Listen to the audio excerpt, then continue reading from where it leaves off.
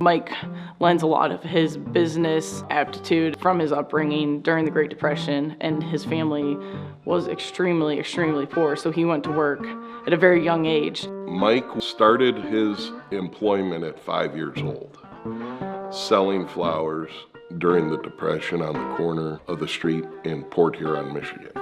Back in those days, money was scarce. My father left my mother to raise by herself all 8 children. I was 8 years old at the time, and I really did a lot of hustling, making money for my mother. Whatever he was doing, he was trying to make money to support his mom. And that's what Mike's focus was, and when Mike focused on something, it was going to be done. Those times were very tough, and so it drove him to be a very smart business person at a very young age, and I think those are qualities that stuck with him his entire life. In 1943, I was drafted by the Army Air Corps, and I went as an Air Cadet. After the war, I went to work for Evans Products Company, and a short time later, Westinghouse hired me away from Evans Products Company. He rose up to be their director of marketing for small appliances. Very big position within the company. And that's where he met my mother. She was the toaster model.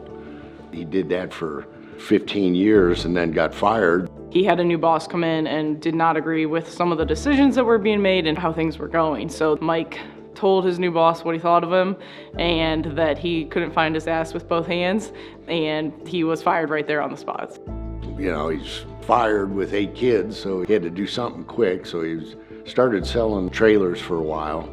He had a guy come to him and said, "Hey, I worked for this business and they were doing this auger boring," and he thought it was going to be a great opportunity, and he was right.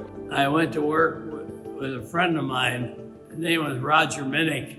After a short time, I bought him out, and then I changed the name of the company to Michael Byrne Manufacturing.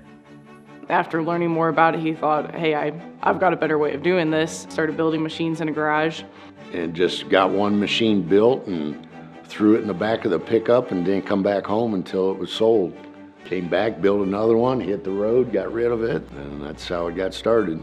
Mike was a salesman, and that's what his forte was, but it also, he had the mind and the vision to see how these machines can be improved from their initial designs. Mike does not have a formal engineering degree, but that certainly did not stop him. He wanted to be involved, I would say, at every level. That's how he truly understood the product, understood the operation, and I think that is a huge part of what made him so successful. Not only did we have the best quality machine with the most power, we did the best job on follow-up after the sale. He was very customer-based. You know, what is the customer need? That's what he put into all of us.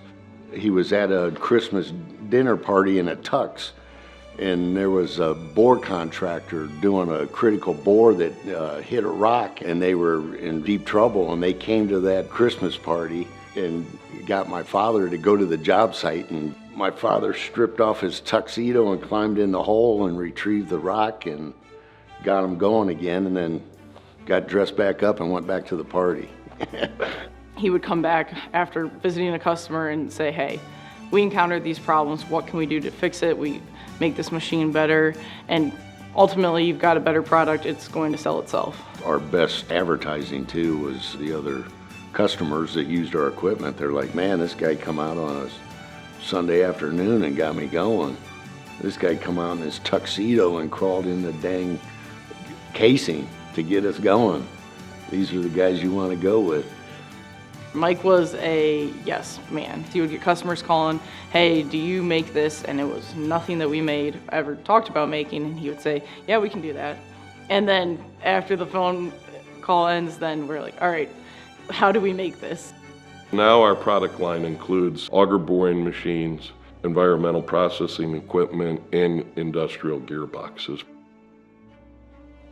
He expanded into real estate and commercial buildings, restaurants, bars, and just tried to expand in case we got slow at the factory, he'd have another source of income. I don't know how Mike had the time with 8 kids, a wife, and all these various things going on with his life. That's the thing that truly always amazed me about Mike.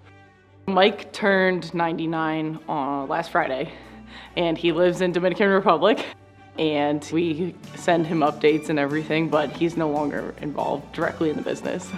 We have continued to grow, and we have plans for putting a new machine shop this year. Our focus continues to be customer-centric, and what can we do and what is going to be the next thing that our customers are going to be looking for. So we're going to continue to maintain Mike's vision of being very customer-centric.